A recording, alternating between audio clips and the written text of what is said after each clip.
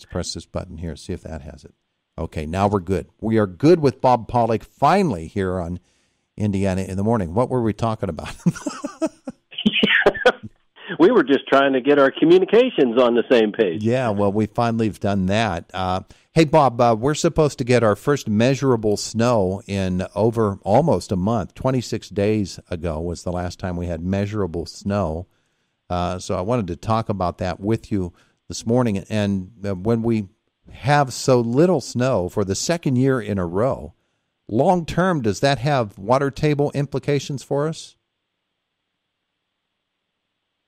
It could. Now, when you look at the precipitation year to date, we're an inch above normal right now. That's good. So we're not necessarily getting it as snow, but we're still getting some precipitation. So that's good because we need the snow has to melt anyway to make water to percolate down through the soil. Mm-hmm. So either any way we get it, we need it. What we want to do is, if at all possible, is going into the growing season, we want to have ample moisture there in the ground so that, we've got that recharge. We're ready to go when all the plants are, of all various forms are starting to either come out of dormancy or because of the day length and the temperatures are starting to grow again. And they need more moisture to be able to do that, for those buds to open, and both the leaf buds and the flower buds, and on those plants that flower, just to do those regular functions. So it's not good if we're, the water table isn't where it needs to be to get things off and going. Well, you have talked in the past about moisture is one thing, and the amount of moisture is certainly something to pay attention to, but it really the timing of it is just as important. Absolutely.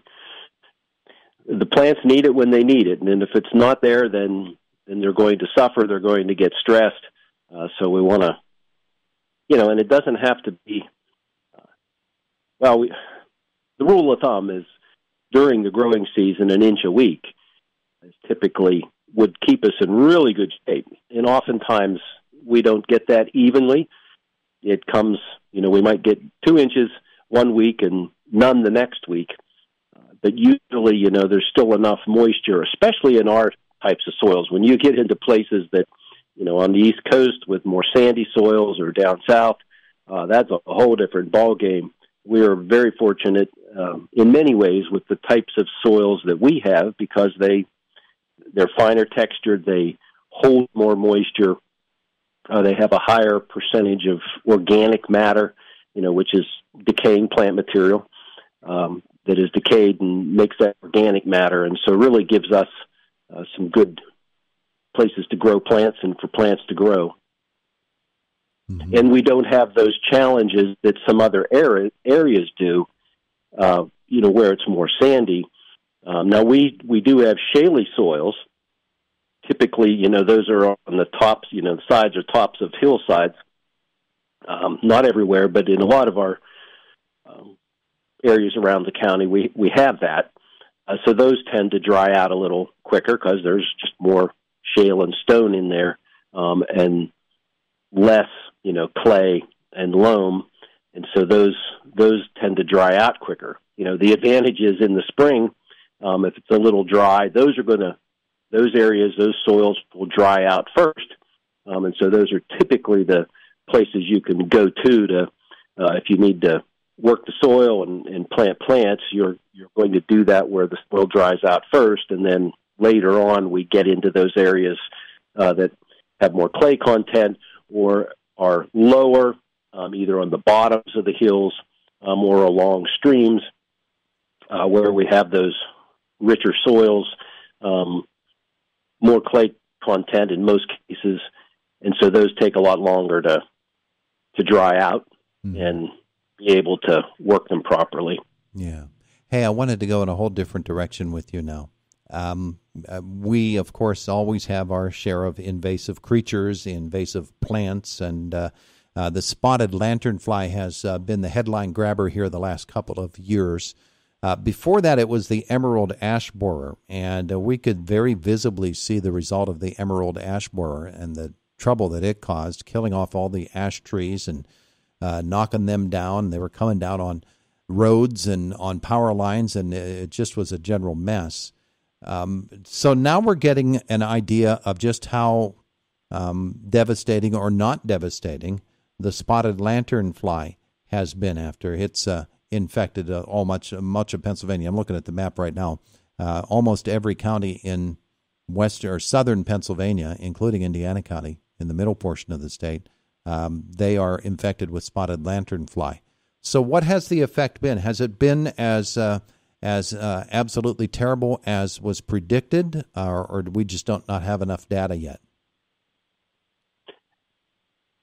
I think overall it hasn't been as bad as what it potentially could be. When you have if you grow grapes, then yes, that's a crop that's highly affected by spotted lanternfly. And so if you're growing grapes, then you have to be on higher alert. But for a lot of plants, it's not as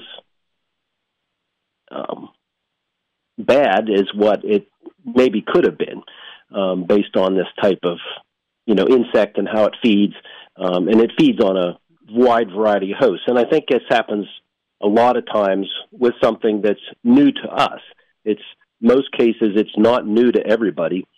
There is somewhere in the world where this is normal. It's just it's like one of our normal pests that we see every year. And yes, they might do a little bit of damage, but overall things are still chugging along.